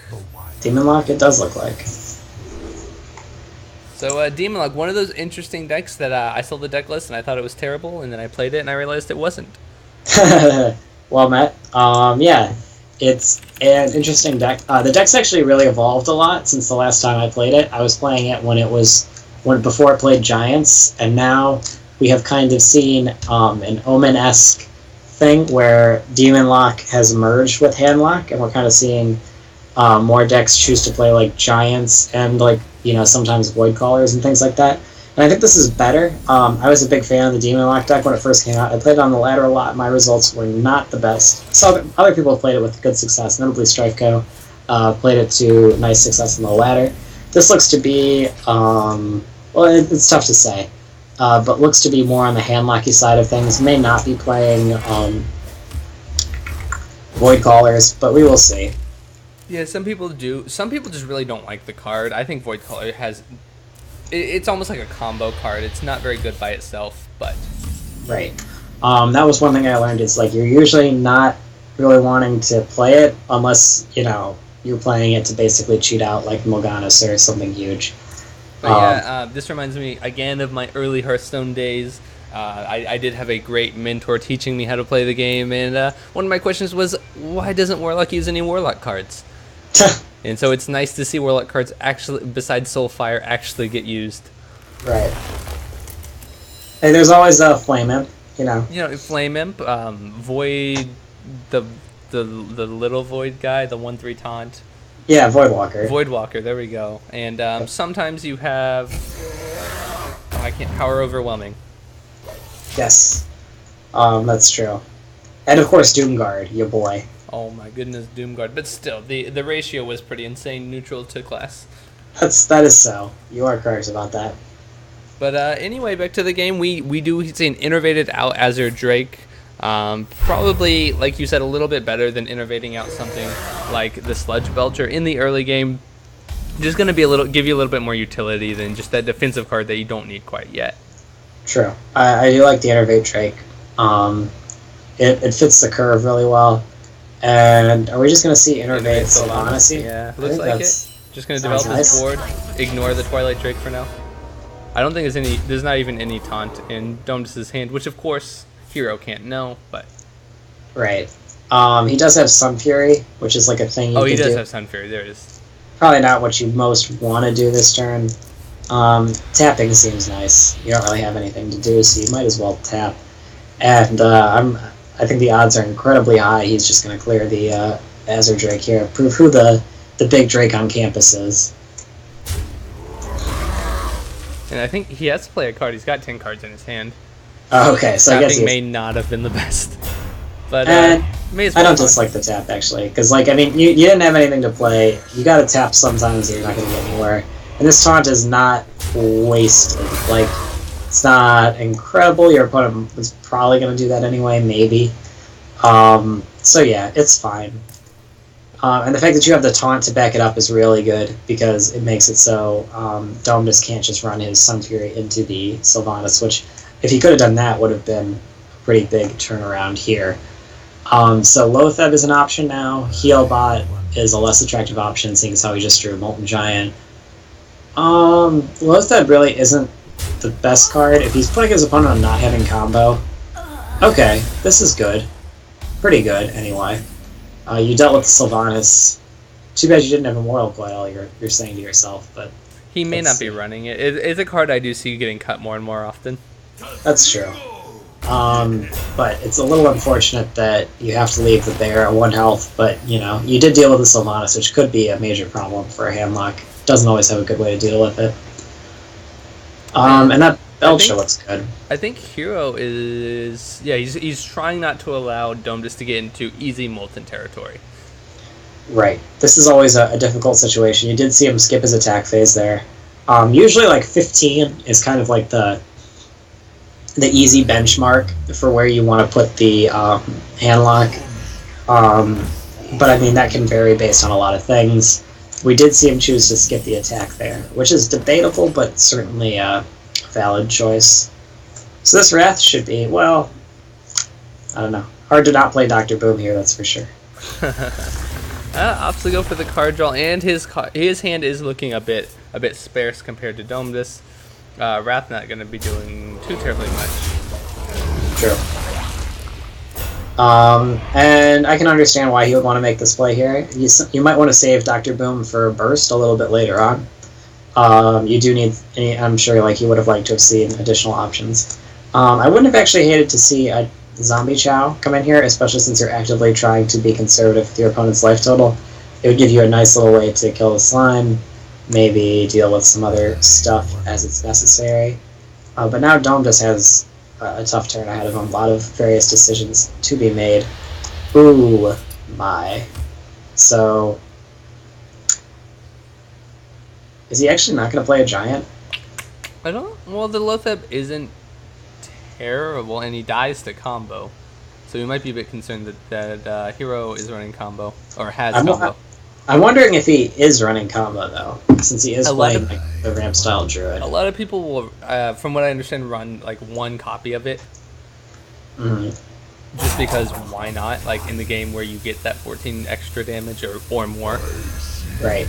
And even the threat of combo is a huge deal, because as you can see, it forced Doomness into the suboptimal play where, you know, Giant would have really been nice. Like, next turn he can drop 2 Giants, and Druid has no way to deal with 2 Giants. They don't have, like, AoE other than swipes, so...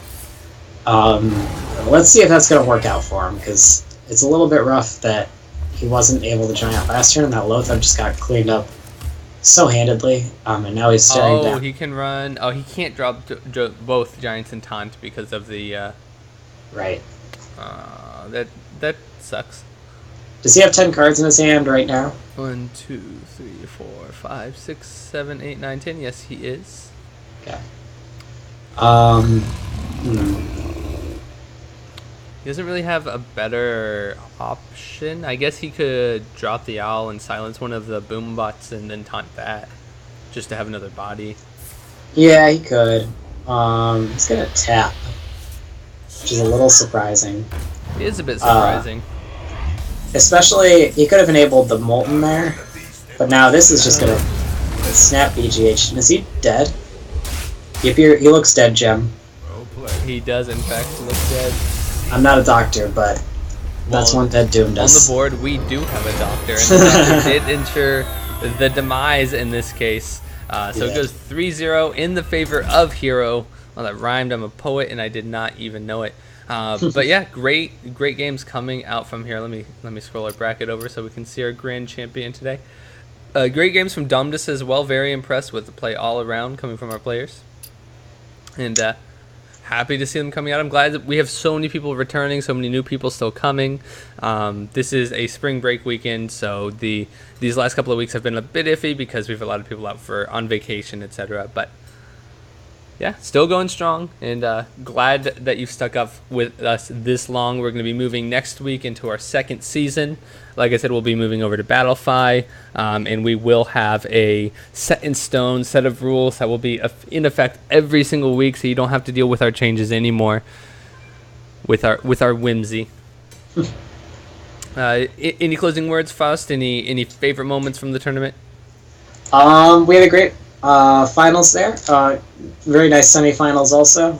It's been a pleasure casting with you, Reaper, and of course with Ambari earlier in the tournament. It was a good, fun tournament today. Glad to be a part of it, as always. And yeah, I would just encourage everyone to check out the rest of the tournaments this week. The Invitational, I believe, is this Friday, yes? The Invitational is this Friday, and we have skirmishes on both Monday and Wednesday. So Wednesday, running 2 a week at this point in time. Rad. So yeah, check them out. Thanks for hanging out, everybody. Shout out to all the fans. Shout out to everybody who talked to us in chat. It's always cool to read everybody's comments and such. So just thanks for watching, y'all. All right, over and out.